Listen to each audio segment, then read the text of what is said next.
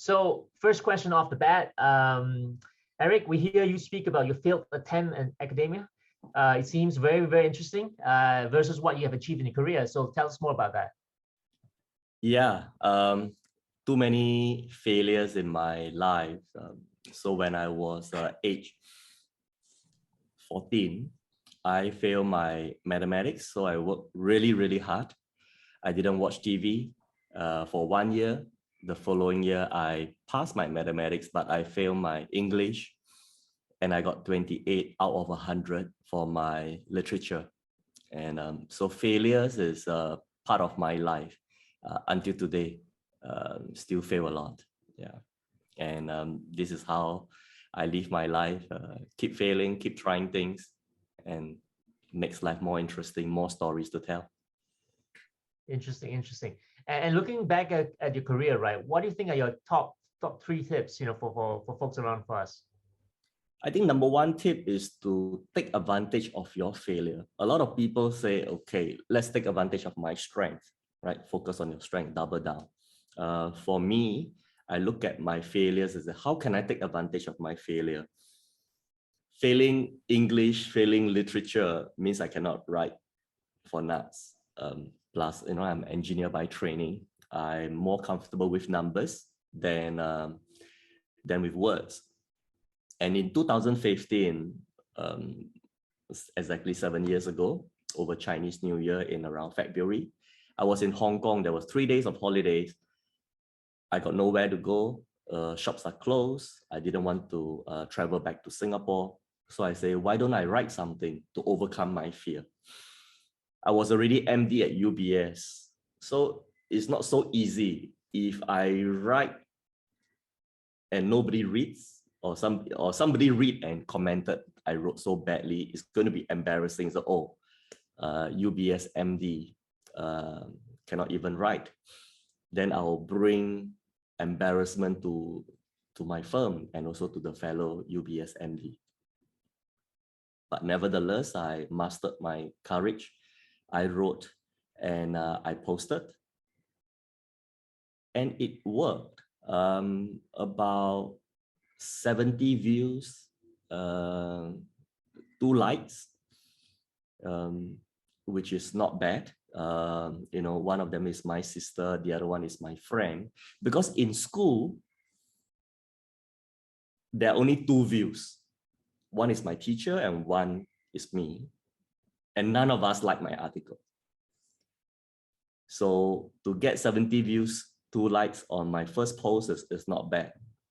And that gave me the encouragement to continue. So how did I continue? I write in simple English, short sentences, and I use photos to tell the story instead of using words, since I'm not so good at words. And social media user, they liked it because they got no time to read long passages. They got no time to read bombastic words because I'm writing for global audience. Sometimes to use difficult words, people need to have the context. If you don't know this person, sometimes it's difficult to tell what it means. Plus, I'm also writing for non-native English speakers from China, from Japan, Korea, and also for so many parts of the world. Sometimes we think that English is supposed to be spoken everywhere, right? It's not. Some people are just more comfortable with their own language. So taking advantage of my failure, that is one. Number 2 is social capital.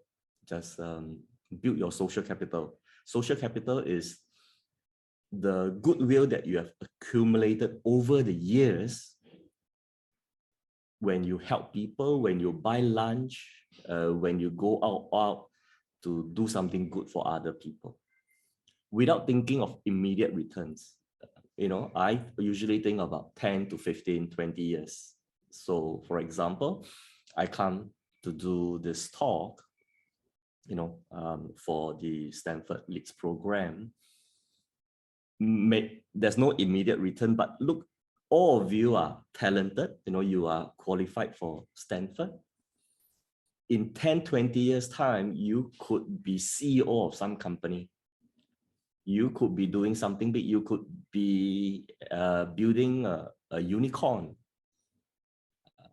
If nothing else, the next time I come to California, maybe you will offer to take me around for an hour just to tour the place or visit your office.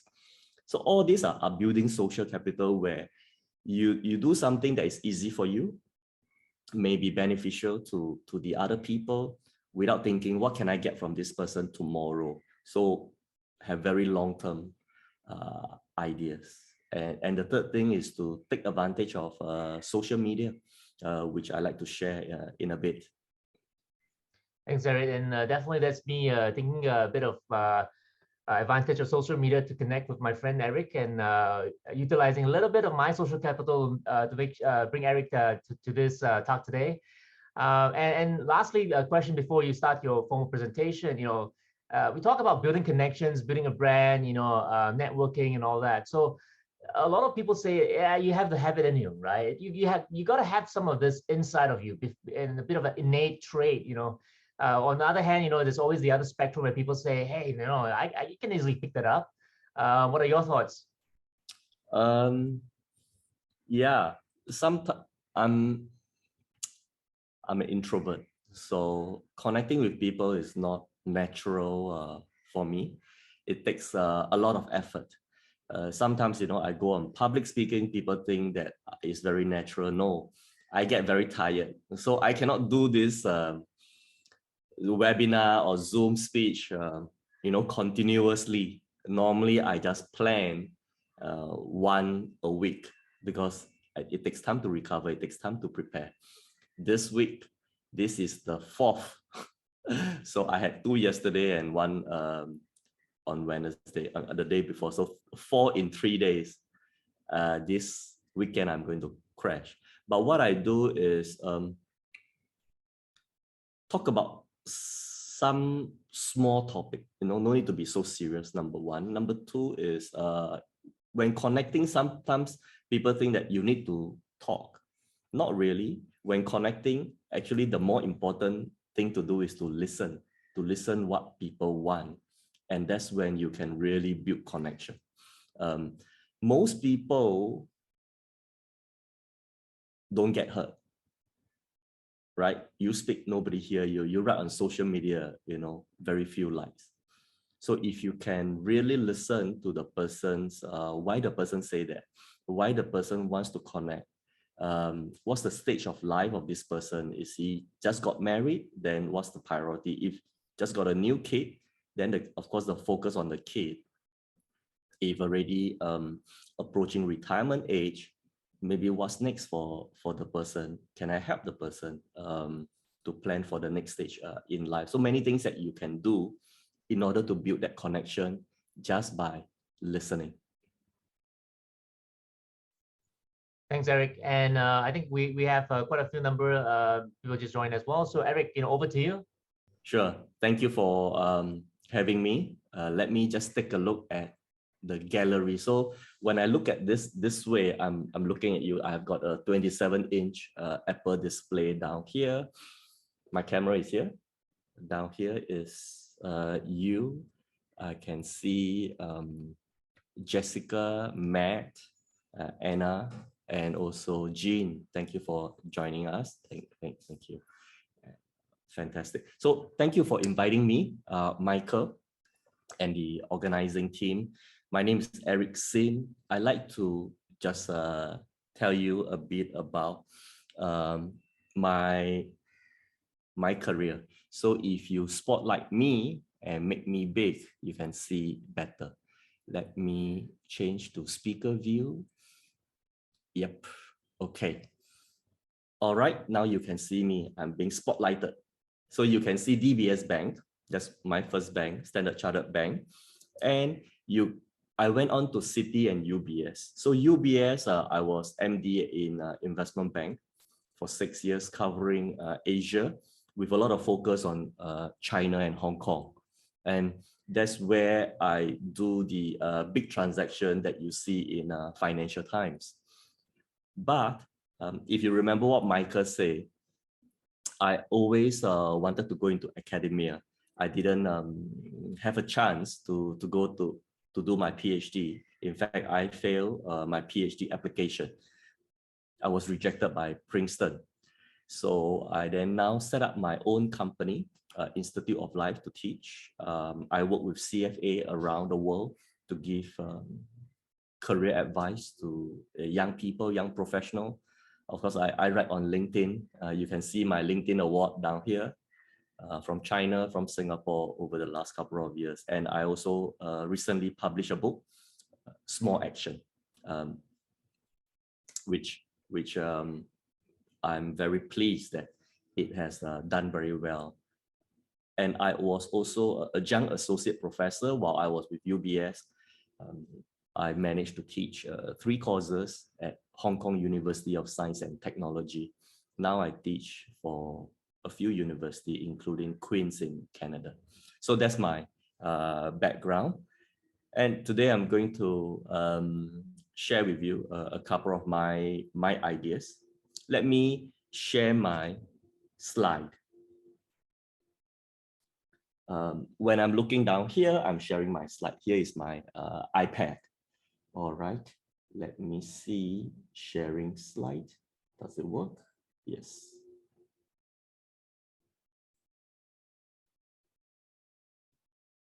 All right. And just now you heard about my traditional career, and now I've moved on to a portfolio career. So portfolio career means having multiple sources of income without working for a corporate. So just working for myself. Just now I told you already a few. So for example, university lecturer, teaching for 3 to 4 university at any one point in time. So that's one source of income. I'm also a professional speaker and author. You know, I coach senior executive.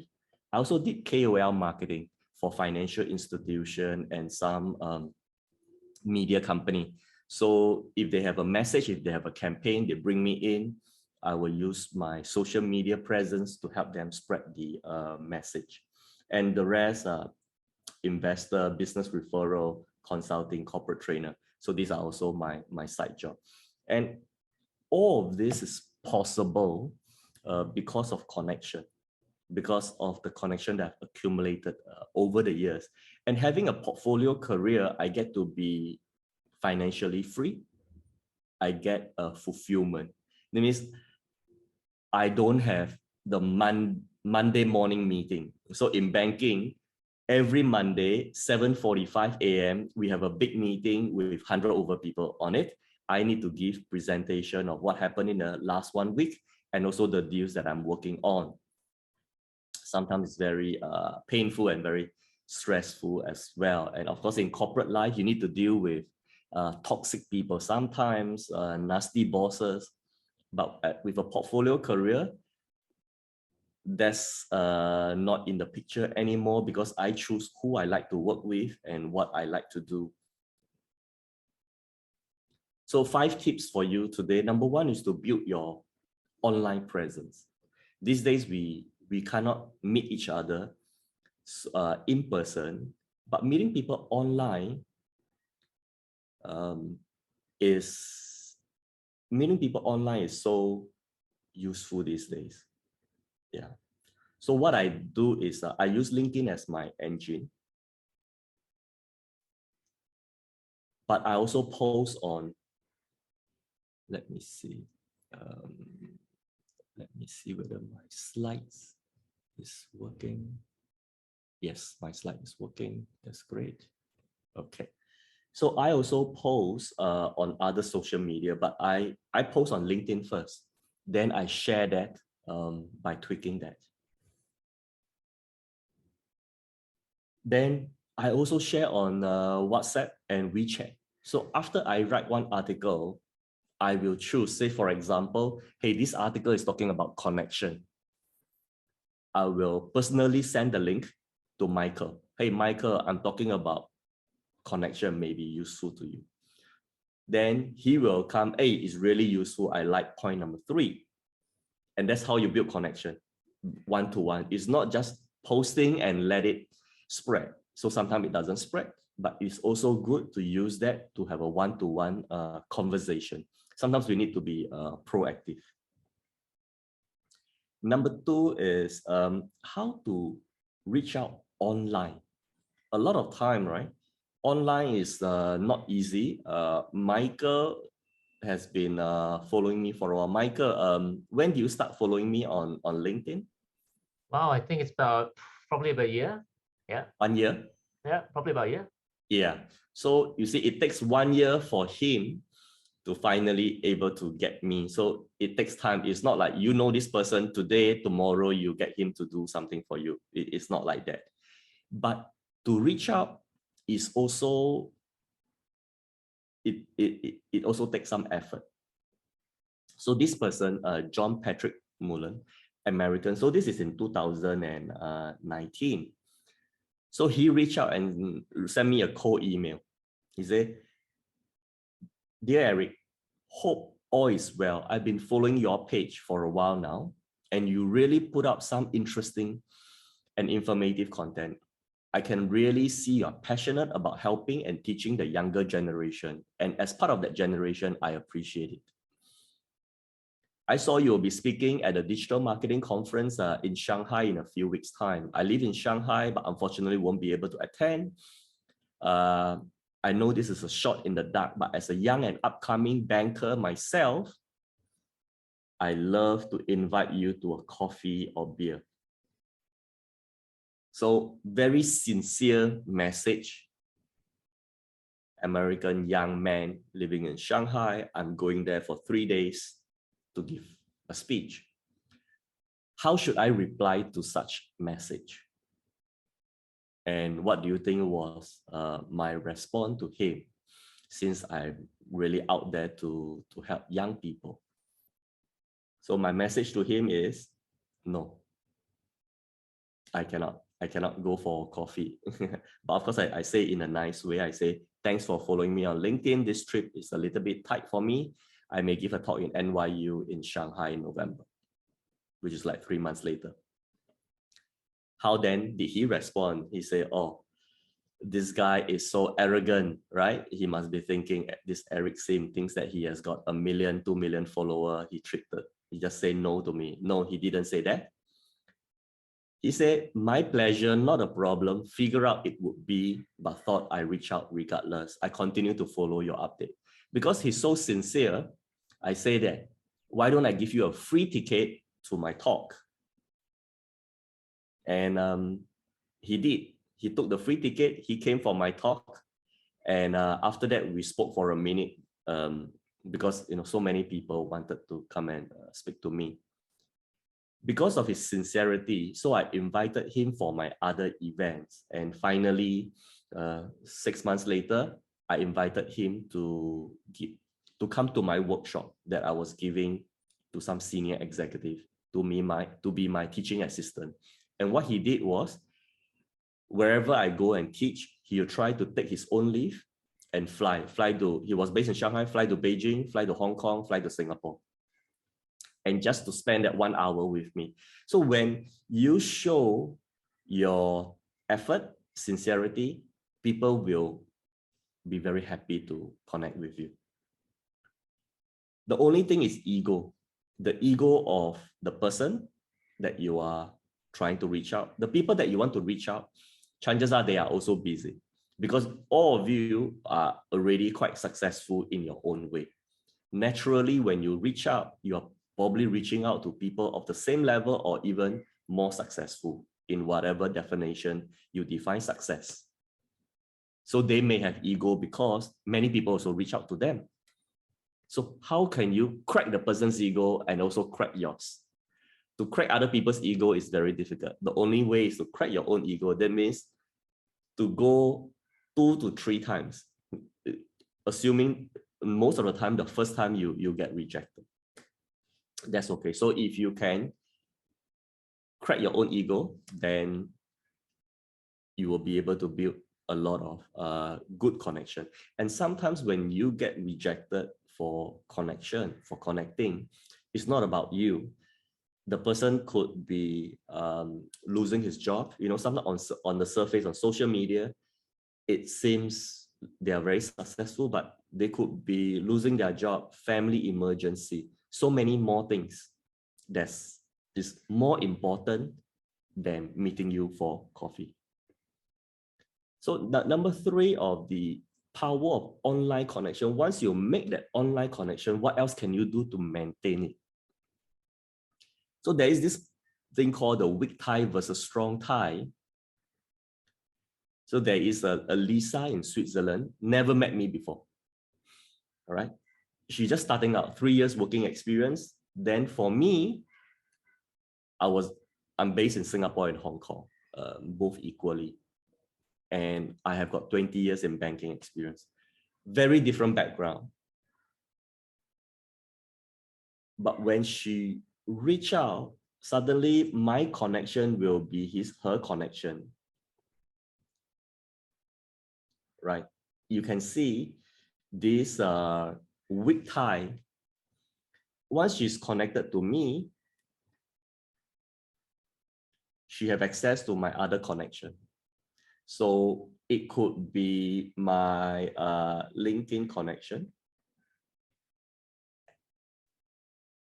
It could be Michael, right? It could be Michael way down here. So when you can reach out to somebody who is in the different circle as you, suddenly you expanded your network. And that is the power of weak link. A lot of time we focus on strong tie. Strong tie could be your relative, family, and your classmate. But a lot of time, if you are classmate, you may be looking out for jobs at the same time. So they may not be able to help you as much. You could be living in the same area, so your network overlaps a lot. Same industry, your colleagues, a lot of overlap. A weak tie can be from a different country, different industry, and that really expand your knowledge through your expanded network. So what she did in order to strengthen it is weak tie. Without meeting, how can she strengthen it? She took my social media posts, a page from my book, and then she gave a talk to young students. And then she posted it on social media.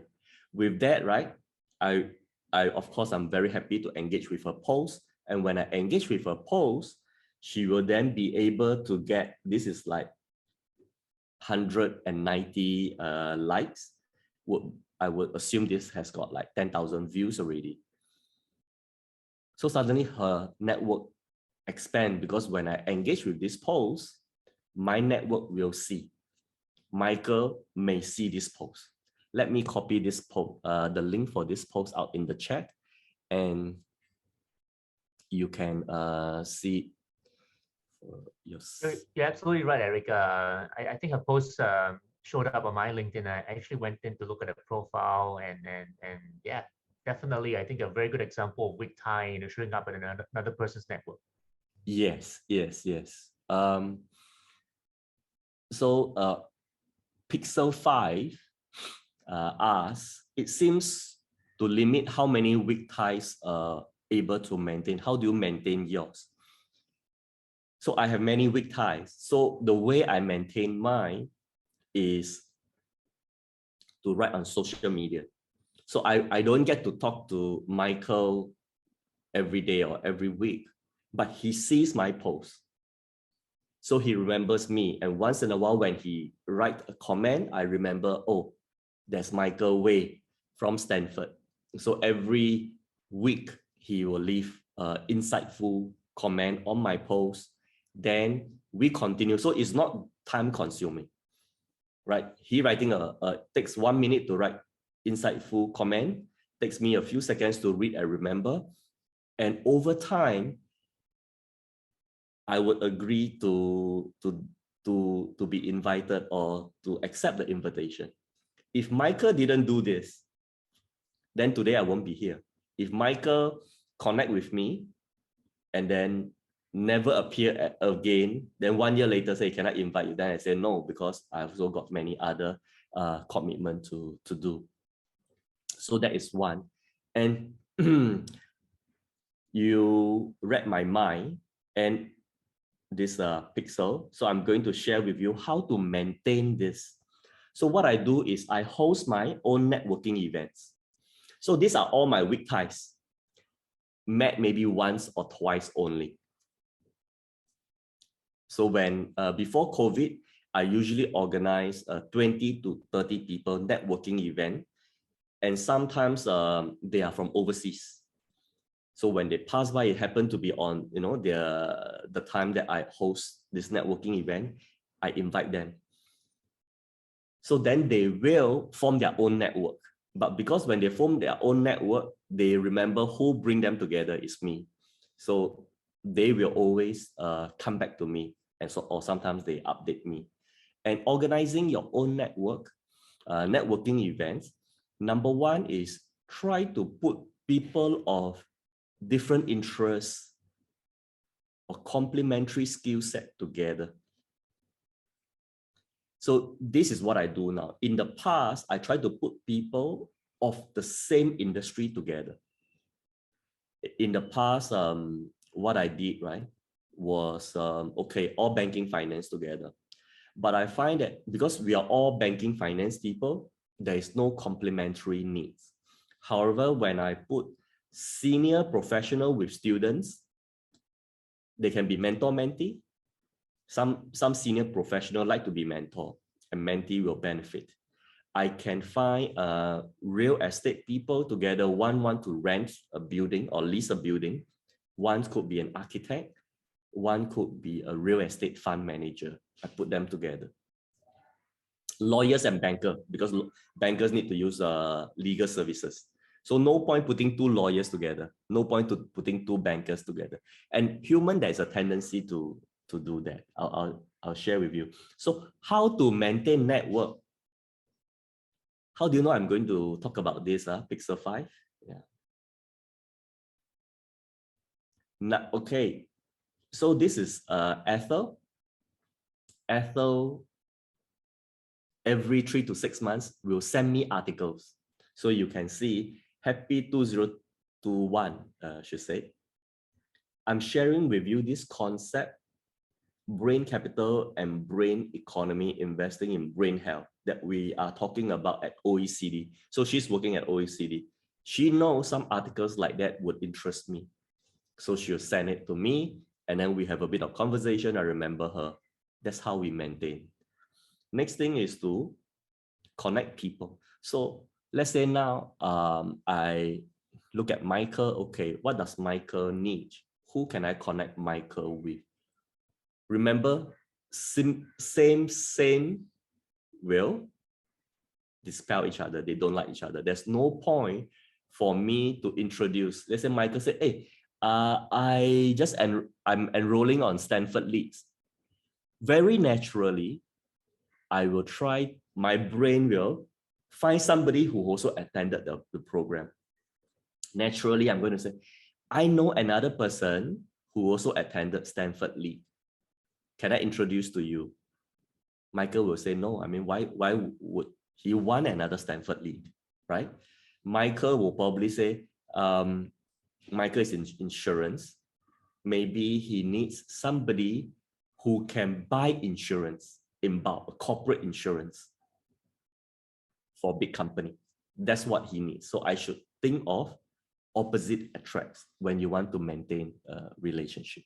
Let me just check the chat. And all right, I think the last thing that I want to share with you, let me just unshare the screen. I can join you. All right, now I'm joining you down here. Let me just go through here and yeah, okay. get ready your stories. This is my final point that I like to share. Connecting with people, you need to have stories, so you can connect with people much quicker. And just now I told you about this story that I failed my English and failed my literature, but I still went on to write my first article, and then went on to get more followers. And of course, I got to know Michael because of my writing. Stories are made up of three parts: background, conflict, which is the problem, and the resolution. Resolution is the happy ending. So if just now, if you look at me failing writing on LinkedIn, and later on getting this LinkedIn Spotlight Award. So this is a story. There's a background is writing. Conflict is fail English, fail literature. Happy ending is got awarded by LinkedIn China and LinkedIn Singapore. But when we write on social media or in that context, there must be an application. What is it in for the person listening to you? So my application would be make use of your failure. Because I fail, I write in simple and short sentences, and that works on social media. That's one. Another application could be perseverance. I write for 7 years. Every Tuesday morning, 8 a.m., I will post an article without fail. Rain, shine, emergency. I was sick, I was hospitalized, I was traveling. I still post on Tuesday morning. So one story can have multiple applications. The third application is your past failures don't define your future. Your past failures don't define your future. So this is the third application. With that, thank you very much. Thanks for having me. Thanks, Eric. We'll open the floor for some questions from the group while we're waiting. I'll share my little bit of a story in terms of my learnings. When I first connected with Eric about a year ago, it was really because someone else in my network was connected. The same story that Eric was saying about weak ties and strong ties. So I did exactly that. I engaged on LinkedIn as a platform. I said hi. We got a little bit of conversation starting. And actually through Eric's network, I actually got to know other people who were commenting as well, and that actually built on my own network. So that I think was number one, getting out of your comfort zone. Putting down your ego, because it can be a very brutal arena, social media, right? We got to be really careful about what we talk about, how we present ourselves. But again, sometimes we just get out, right? Get out and connect. And again, which is why it was really, really interesting for me to connect with Eric and say, why don't I try my luck at saying, whether Eric would want to share his side of the story for us in the LinkedIn, in the our Stanford League community. And he said about writing your own stories, getting out there, letting people know about you. And that was what I did. I took a leaf out of his book, and I said, why don't I tell people who I am? Because I realized that LinkedIn was a chronological order of your CV. But that's it. We know who you are, where you came from, but as a person, I don't know who you are. So what I did was that I wrote an article on LinkedIn, and I explained about who I am, my views, my values, my what is important to me, some of my career trajectory, and what I want in life, what I'm doing today, and how I treat leadership, stuff like that. And because of that, people reached out to me.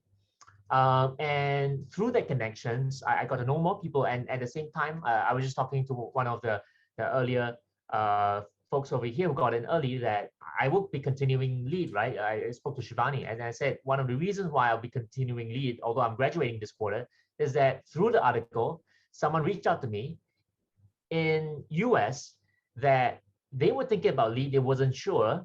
And I said, why don't I help out and let you know more about Lead. And because of that, the person said, thank you very much. I really, really want to join Lead right now. And he said to me, could I put you as a referral? Right. I read somewhere that, you could put in referrals. And I said, great. And because of that, he's in the new cohort, and I'll be getting a free Lead program. So one of the CS was telling me that maybe that was my way of getting more courses in the Lead program. So that was my story. And let's open the floor out for folks if you have There's already a question. Yeah. Yeah. Let me read this question by Jean. Do you ask question to start a discussion thread? Yes. People love answering question. So sometimes you say, I was about to go on radio for the first time 3 weeks ago. So I went on LinkedIn and said that it's my first time going on radio. Any tips for me? Then I got a lot of people sharing their tips. People want to have a chance to show their knowledge. So definitely, Jean, ask a question. And also, you can go to somebody's social media post and ask a question. For example, I talk about portfolio career. You can say, what was your first source of income? The person will be very happy to tell you. Was it difficult to get your first dollar? You can ask questions like that.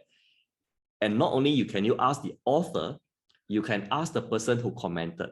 For example, Michael commented on my portfolio. Michael say he is going to start his portfolio career. And then you can ask Michael, what are you going to start?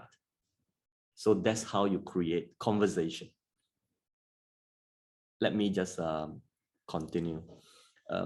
This Elaine asking, I find a lot of social media like empty calories without any of the fun, distracting and draining. How can I manage social media in a way that feels healthy while balancing by other needs?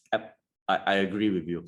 Social media has a lot of empty calories. For example, people posting funny videos, a lot of engagement, but you know that after watching, there is not much of value add to you. So I refrain from that. I know that will get engagement, but I don't want to attract this type of people to me, where they want the shortcut. They want the instant gratification. So what I do is I post my story with a universal application. It takes some effort to read, right? 500 words or 200 words. It will take you half an hour to listen to the podcast that I have, or long article.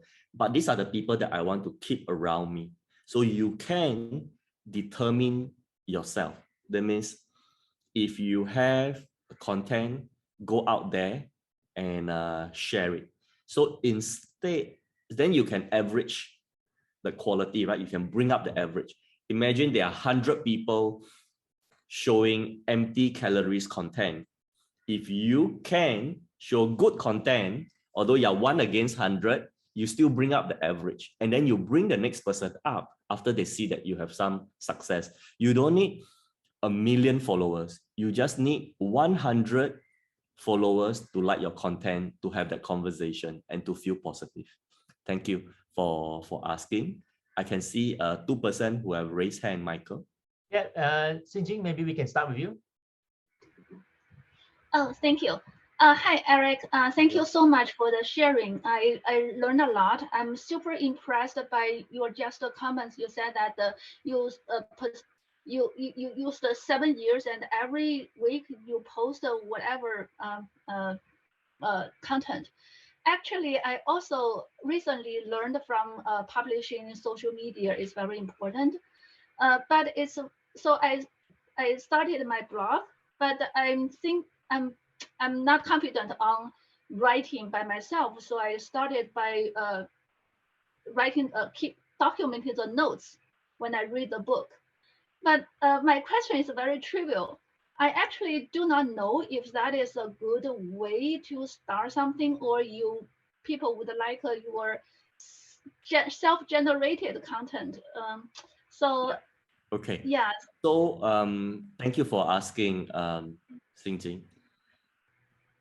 If you read a book and then you want to post about it, if you post a summary of the book without your personal views, then people will not engage with your post. It's like reading a summary. There's not you involved. You can put in your own views. That means take one point. So don't attempt to summarize the whole book. Take one small bit to say that, there's this point and I got idea from this book and I post. So just now when I show you Lisa's post, that's what she did. She got my book. She didn't read the whole. In fact, she read only the first three pages. That's it. Very efficient, right? Instead of reading the entire book, then do a summary post. She read first 3 pages, take a snapshot and post with a picture and with her view. 200 people likes. Yeah. So that is your, adding your own personal view is good. I'm going to share with you this hashtag called 66 small action. I'm just going to type down here as well. This is sharing of books, of my book called Small Action. You can see how they share. Some will share 3 key takeaways, and you can also see their engagement. So feel free to get some ideas from there. Thank you for asking. Okay, can I add a follow-up question? Yes, please. So sorry. Yeah. So you mentioned that you started with LinkedIn. Is that Twitter is a better one nowadays, or LinkedIn is still the best channel? It's up to your writing style and up to your current connection. If a lot of your current connection are on Twitter, then I suggest start with Twitter. But for LinkedIn, I find it's easier to know the person, especially if you want to do book summary. It's long. Twitter is too short to do a book summary. Yeah, I suggest why don't you give LinkedIn a try? For today, right? You can already write. I attended this Stanford Leads webinar. These are my key takeaway, 3 key takeaway from Eric Sim. You tag me, you tag Institute of Life, I engage. I've got 2 million followers. Even if just 1% see that post, boom, immediately you get few hundred views, or if not, few thousand views.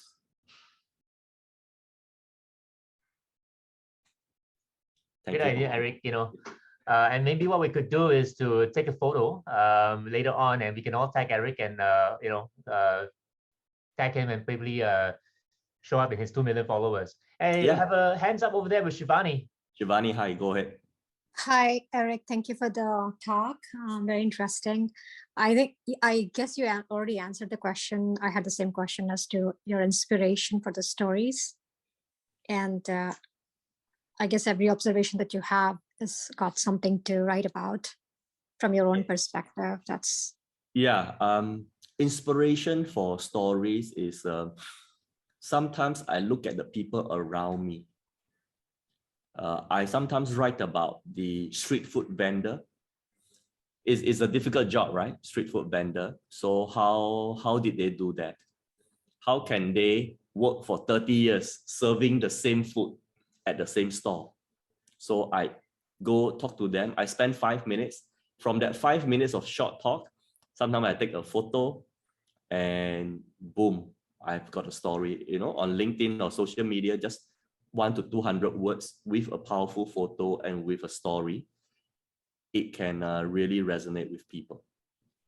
I also talk about my tailor, so I have an Indian tailor in Hong Kong. So he was trying to start a business, but Hong Kong people, they prefer speaking Cantonese, most of them. So my Indian tailor, he speaks only English, means he can cater only to the expatriate crowd. His business didn't take off because the business was not enough. He decided to fly to New York and Boston and London, book big ballrooms and get the bankers to come down. And you know, his price is in Hong Kong is only 1/3 the price, tailored suit price in London and in the US. He got a lot of business, but he was willing to fly every other week. So I wrote about this. It resonated with people. Go to the place that you are celebrated. He was not celebrated in Hong Kong, but when he goes to New York, London, people love him. I can relate to that. Yes. Very, very interesting tips here, Eric. I think that's something for us to think about, because sometimes we try to chase something where, like what Eric mentioned, we may not be celebrated in the area, right? So think, very important thoughts for us to think about. Yeah. Piyush, Piyush, go ahead. Thank you for asking, Shivani. Thank you. Yeah, hey, thanks so much for the opportunity, Eric. Great talk. Really enjoyed it, and congratulations on all of your success. One of the things that I've been thinking about this whole time is you obviously don't need to do this, right? Every Tuesday you post an article. Why do you do it? Like, is there a fun component of it? Because I mean, I'm in the phase which you talked about briefly. I have a 13-month-old son whom you'll probably hear in a second, and so all of my attention is there. And one thing that I've realized with him is that anything that I'm doing going forward is going to be because I want to do it. It's fun for me, and it adds some value to me, rather than trying to prove something out to the world. And so I'm just curious, does that resonate with you? Do you do this for fun as much as you do it for visibility for your 2 million followers? You need to have a calling. So if you look back, right, to your childhood, your younger days, most of us have something that happened. So I've been through so many failures. My father sold prawn noodle. Like he was a street food vendor. He already passed away 4 years ago, and he sold that for 30 over years. I helped him for 10 years. So you think that, coming from a humble background, I should be good in my study, which I didn't, and I should be street smart? No, I'm the nerd with thick glasses, but fail 4 or 5 subjects in school. So when I write, right, I want to write to the 22-year-old Eric Sim with little social skills, with zero network, and got no idea how the world works, and full of inferiority complex. So I'm writing to that. So every Tuesday, I'm thinking, okay, what would the 22-year-old Eric Sim do? So I'm encouraging them, or there should be many of these people, encourage them to pay attention to your social capital, pay attention to that connection, reach out one more time. You get rejected. Yeah, I said, don't worry, just reach out one more time. Maybe there will be a lot of 22-year-old Eric Sim coming to me, and want to connect with me on LinkedIn. My connection on LinkedIn is full because LinkedIn kept it at 30,000. To accept one connection, I need to go through 30,000 of connection and delete one in order to make space, and that takes time. It usually takes 3 months for me to do, because I'm writing a book. My Chinese book is coming up. My Indian version book is coming up. And and got many various webinars to do. So if after 3 days of sending connection, you don't get accepted, you start thinking, why Eric is not accepting my connection? Am I not good enough? A lot of negative feelings. So I'm trying to tell the 22-year-old Eric Sim, no, it's not that. It's because he has got 30,000, and then to go through 30,000 to take one out in order to make space for you, it takes 3 to 4 months. So it's coming. Be patient. Nothing wrong with you. So this is what I'm trying to do. So every Tuesday, that's my motivation. Fantastic, Eric. I think that the portion about motivation and finding that drive, it's just really, really important. And before we go on to the next question, we have one in the chat, which is quite a couple in the chat, is quite interesting. I want to leave this thought with the team as well, because to me, LinkedIn is also about making friends in a new world. Versus 20 years ago, when we talk about making friends, it was easy, right? Just talk to someone. But in the new world, LinkedIn is also a very different and unique way to making friends. So that's also about making connections. So before we so hang on, Xinjing, sorry, hang on. We have a question from Thomas. Thomas mentioned to Eric, what changed between your first LinkedIn post and the most recent ones? What do you keep doing? What was removed, and what do you strengthen? Yeah. Actually, to think about it, not much have changed. The intention of writing didn't change. I'm still writing for the same purpose. Maybe now I know more about the algorithm, more about engagement. I know that I now need to write with a strong start. So instead of saying, like, when I was in school, this happened, so when I was in school, so it's a bit boring. So instead of saying when I was in school, I didn't do well, I can start the post with, I failed my English. So that captured attention. And social media is like that. People will then read your first 5 words to decide to read that sentence or not. Then based on the first sentence, then they decide to read your post. And your photos play a part, because humans are, we communicate visually. A lot of communication, right, is not done through words. It's based on how you look that people form an impression.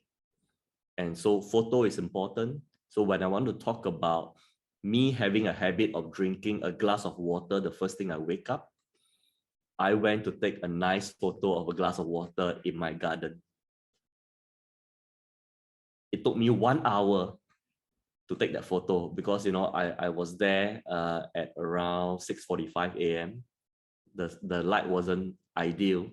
By the time the light was ideal, I saw that the glass is a little bit unclear. I realized that the glass is too dirty. So I went to wash the glass, came out, quickly so I took about 30 to 40 pictures. Then I realized that behind was too empty. So I then took a frangipani flower to complement the photo, because just a glass on the bench is too plain. And that photo's got 1,004 likes. And then this is what I wouldn't do at the beginning, but slowly I do it. And of course, trend change, algo change, and then we just update. But the intention didn't change. Thank you for asking, Thomas. And Eric, it really shows a different point of view in terms of what we see, and actually the effort that goes behind the scenes, right? So although it's a lot of small actions, but a lot of big efforts behind it, right? Yeah. And I think what's the magic? The magic is you don't tell people the effort, you just show people the result. Right, sure. And another hands up from Xinjing, over to you. Oh, thank you. Yeah, so Eric, I wonder what's your comments about the introvert and extrovert. You mentioned that you're introvert. I wonder if your current status actually needs you to behave more extrovert. So do you think that we need to do like if we were an introvert, do we need to do anything to force us to be more extrovert? Yeah. I think being an introvert is good. Sometimes we think being an extrovert is easier for connection, but we need both type of people, not just extrovert. Doesn't mean extrovert, it doesn't matter you're extrovert or introvert. A person who likes to talk and talk usually don't build good connection, because you don't give the other person the chance to talk. Whereas introvert, if you cannot talk, learn to ask questions. That's what I do. I say, how do you get 2 million followers? Like what you are asking now. The person would love to tell you, right? How do you get to Stanford list? It's not easy. You know, what was the first subject you take? So many questions you can ask. And when you listen, you learn. When you talk, you are just repeating what you know. So for me, in order to write on social media, I need to gain knowledge. To gain knowledge, perspective, and ideas, I need to ask questions and listen. So you don't need to be an extrovert to do that. And introvert are better salesperson. So I make MD because I can bring in revenue. Bring in revenue means I can talk to customers. Why can I talk to customers? I ask them question. How many kids do you have? What's the name of your dog? You must know the name of somebody else's dog if you want to build connection. Thank you for asking. Interesting, Eric. Interesting. We do have one question in the chat from Singh. I think the question is concerning making best use of failure stories, right? Using stories of failures, right? Singh mentioned that it shows vulnerability and resilience.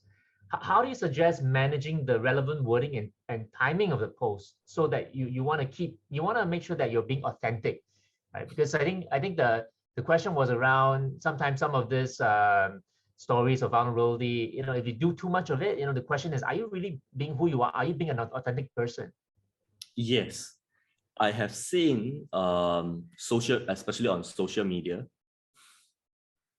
they found that this is a formula. So every post is, this happened to me, you know, I was sick, I was fired, every single post. Then the intention is, oh, you are milking the psychology of the LinkedIn user. So after a while, your followers will change. New people who come on this, wow, you're just sharing so authentically, but after 3 months, they are sharing the same story. Because within 3 to 6 months, if you keep using the same story, you don't become a better person. So that's when people find out that you are not authentic. But many people will be fooled. I know it's not your group. Your group will be too smart to be fooled by that. And I'm very careful.